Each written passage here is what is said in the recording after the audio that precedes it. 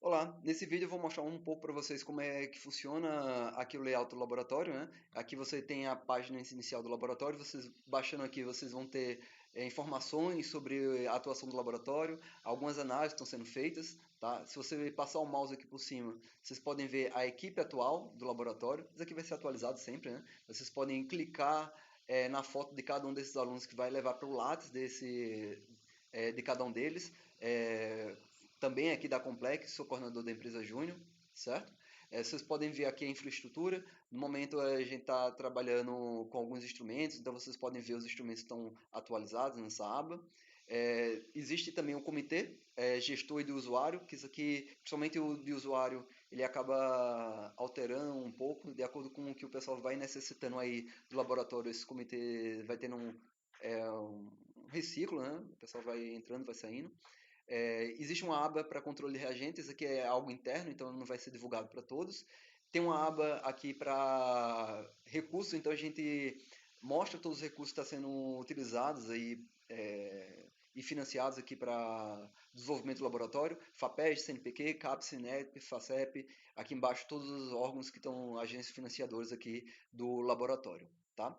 Parcerias dos alunos, então a gente tem algumas universidades parceiras, empresas parceiras, pesquisadores parceiros, né, e alguns deles orientandos aqui do grupo, tá? Aqui também é algo interessante, se vocês tiverem interesse, podem clicar aqui, vocês vão levar para a plataforma Acácia, que é possível ver uma árvore genealógica científica aí para ver o impacto que tem em termos da formação dos alunos, né? É bom ver, para diversos pesquisadores existe isso, então eu achei interessante incluir aqui no site do laboratório, tá?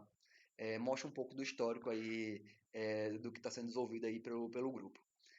Dentro da aba de materiais, a gente tem um dos focos principais do laboratório. A gente tem dois focos, vocês podem assistir o outro vídeo para ver sobre as linhas de pesquisa do laboratório. Mas a gente tem dois focos principais, um de aplicação de quimiometria para análise em campo,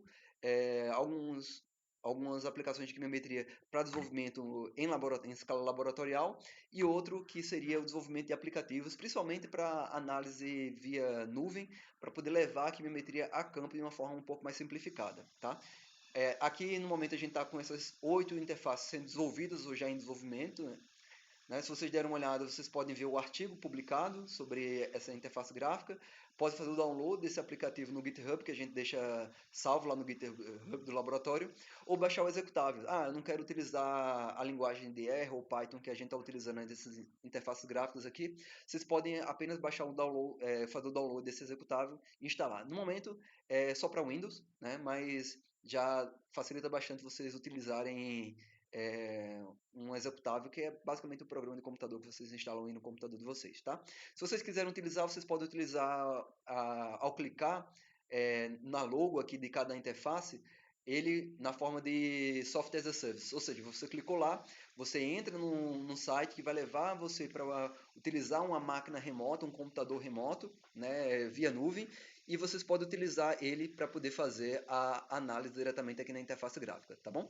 Um exemplo para vocês que eu vou deixar aqui é para uma análise de redução da dimensionalidade.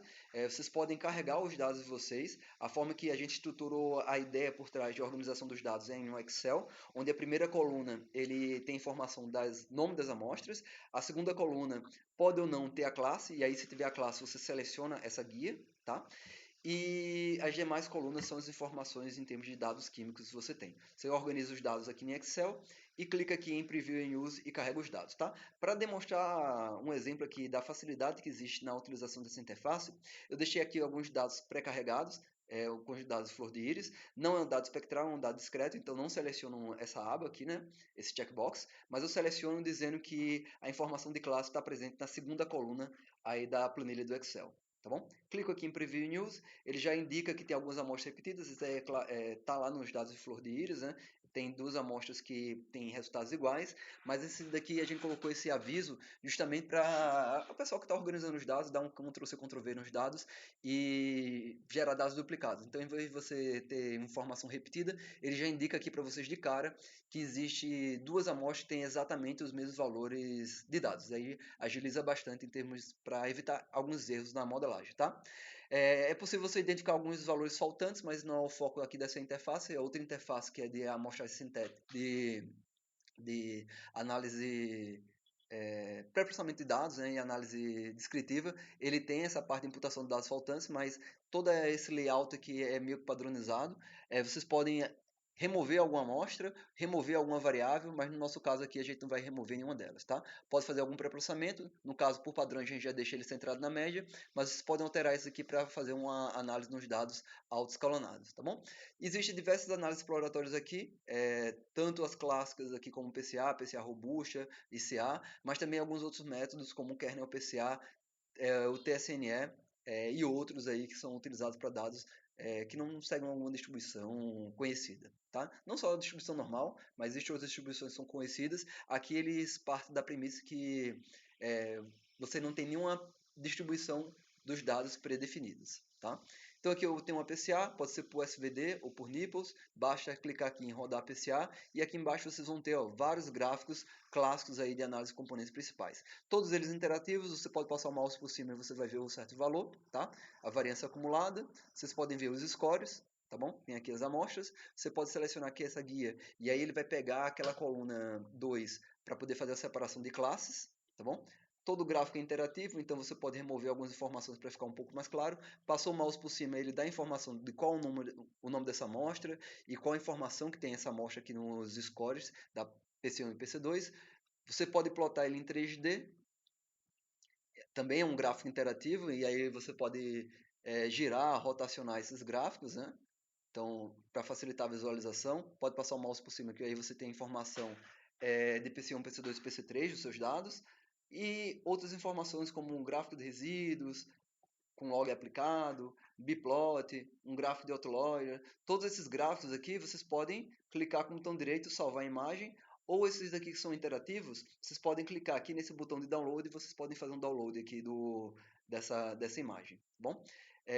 Bem, seguindo aqui no site do laboratório, existem alguns softwares que estão sendo registrados, né? Então a gente só está divulgando as interfaces gráficas depois que a gente está com o registro de software. Se vocês clicarem aqui, vocês vão ver já o registro, o pedido de registro de software em encaminhamento.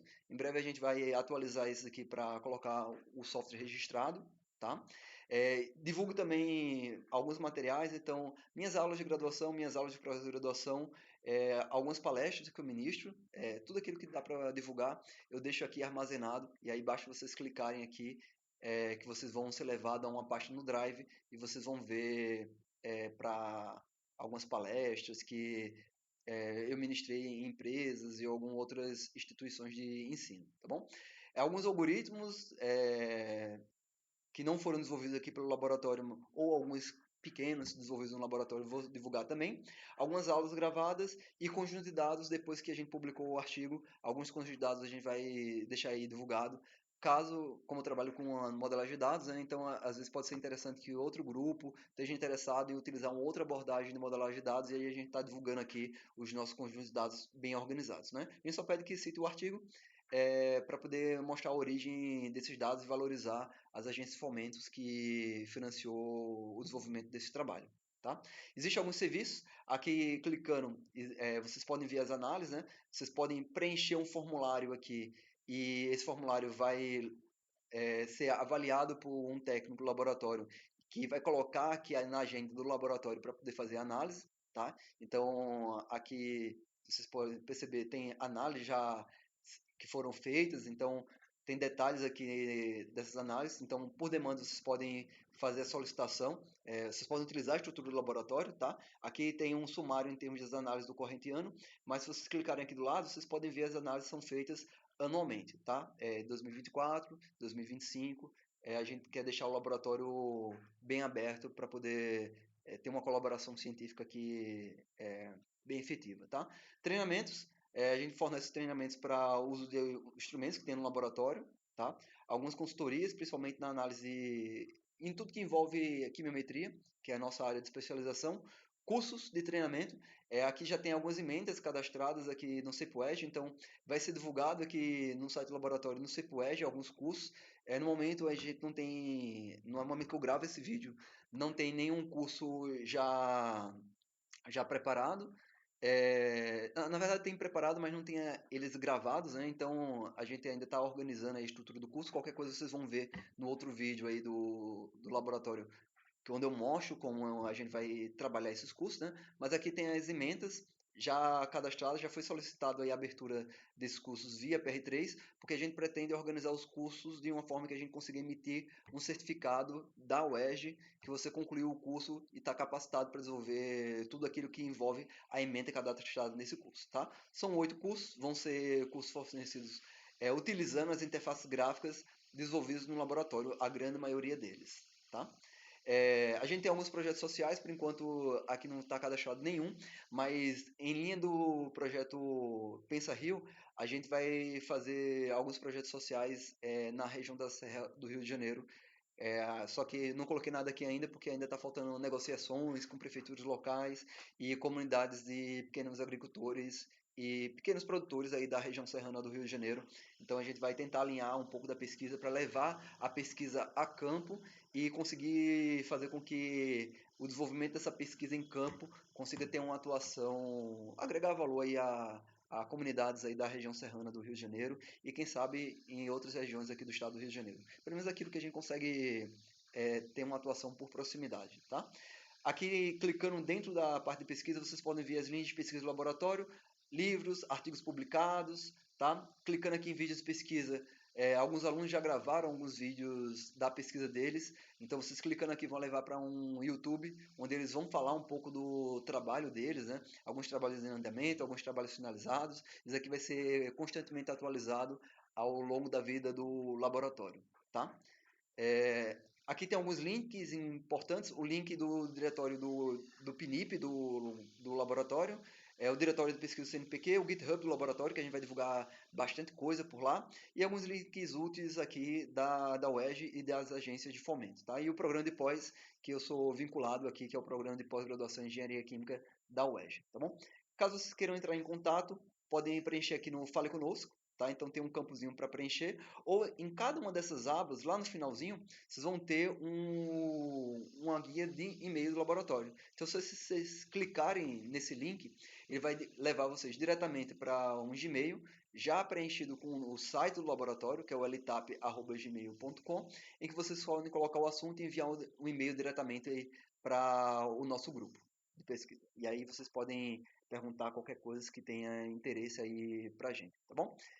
Espero que vocês tenham gostado, tenham interesse. Quem sabe a gente desenvolva alguns trabalhos em parceria. Caso vocês queiram utilizar o serviço, podem ficar à vontade, né?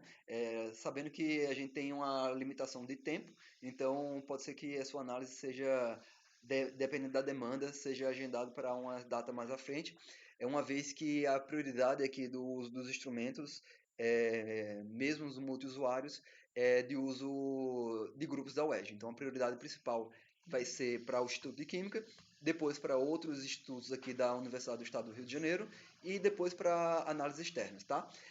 Com relação a serviços para outras instituições, empresas e outras universidades, tem um sistema de cobrança para poder fazer uma manutenção do instrumento e aí vocês podem entrar em contato via e-mail, né, que vai ser feito a cobrança via CEPUERJ para poder fazer análise. Aí tem que entrar em contato porque vai depender do grau de análise que vocês querem fazer, tá bom? Então, é isso. Espero entrar em contato com vocês em breve.